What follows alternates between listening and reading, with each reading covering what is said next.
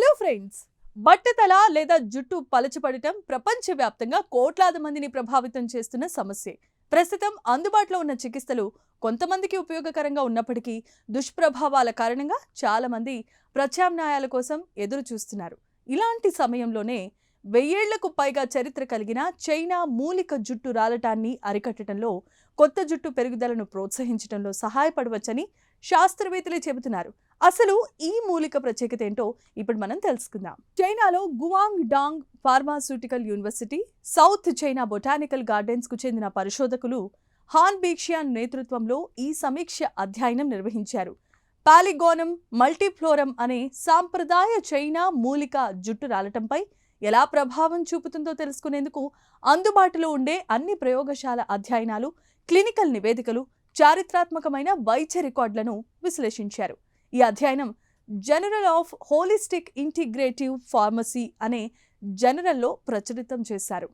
Androgenetic alopecia లేదా పురుషులు, మహిళల్లో కనిపించే సాధారణమైన బట్టతలకు ప్రధాన కారణాల్లో ఒకటి డైహైడ్రో టెస్టోస్టెరోన్ అనే హార్మోన్. ఇది క్రమంగా హెయిర్ ఫాలికల్స్ ను చిన్నవిగా మార్చి జుట్టు పలచబడటానికి, చివరికి పెరుగుదల ఆగిపోవటానికి దారితీస్తుంది. పరిశోధకుల ప్రకారం అయితే పాలిగోనమ్ మల్టీఫ్లోరమ్ లేదా హే షౌ వు అని పిలువబడే మూలిక ఈ డిహెచ్టి ప్రభావాన్ని కొంతమేర తగ్గించే సామర్థ్యాన్ని కలిగి ఉండవచ్చు.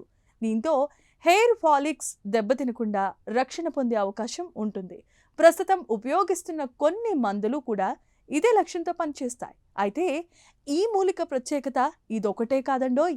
హెయిర్ ఫాలికల్స్ లో కణాలు ముందుగానే చనిపోకుండా కాపాడటంతో పాటుగా జుట్టు పెరుగుదలకు కీలకమైన WNT, SHH వంటి జీవ సాంకేతిక మార్గాలను కూడా ప్రేరేపించే అవకాశం ఉందని అధ్యయనం సూచిస్తోంది.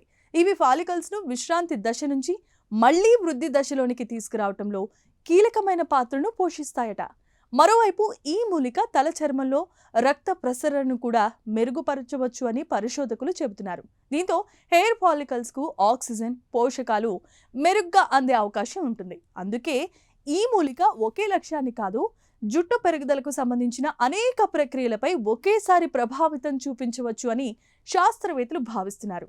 అయితే ఇక్కడ ఒక ముఖ్యమైన విషయం దాగుంది. సాంప్రదాయ చైనా వైద్యంలో ఈ మూలికను ప్రత్యేకమైన పద్ధతిలో ప్రాసెస్ చేసిన తర్వాతే ఉపయోగిస్తారు.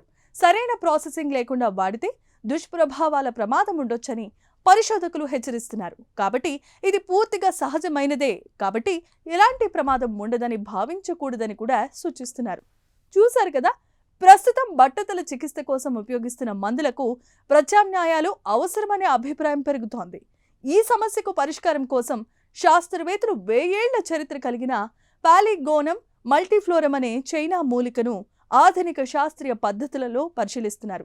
ఇప్పటివరకు వచ్చిన ఫలితాలు ఆశాజనకంగా ఉన్నప్పటికీ ఇది నిజంగా ఎంత ప్రభావవంతంగా పనిచేస్తుందో నిర్ధారించడానికి పెద్ద స్థాయి హ్యూమన్ క్లినికల్ ట్రయల్స్ ఇంకా అవసరమని పరిశోధకులు చెబుతున్నారు. అయినప్పటికీ భవిష్యత్తులో జుట్టు పెరుగుదల చికిత్సలకు ఈ పురాతన మూలిక మార్గదర్శకంగా మారే అవకాశం కనిపిస్తోంది. ఈ ప్రత్యేకమైన కథనంపై మీ అభిప్రాయాలను కామెంట్స్ ద్వారా తెలియజేయండి. వీడియో నచ్చితే లైక్ చేసి ఛానల్ని సబ్స్క్రైబ్ చేసుకోండి. Thank you.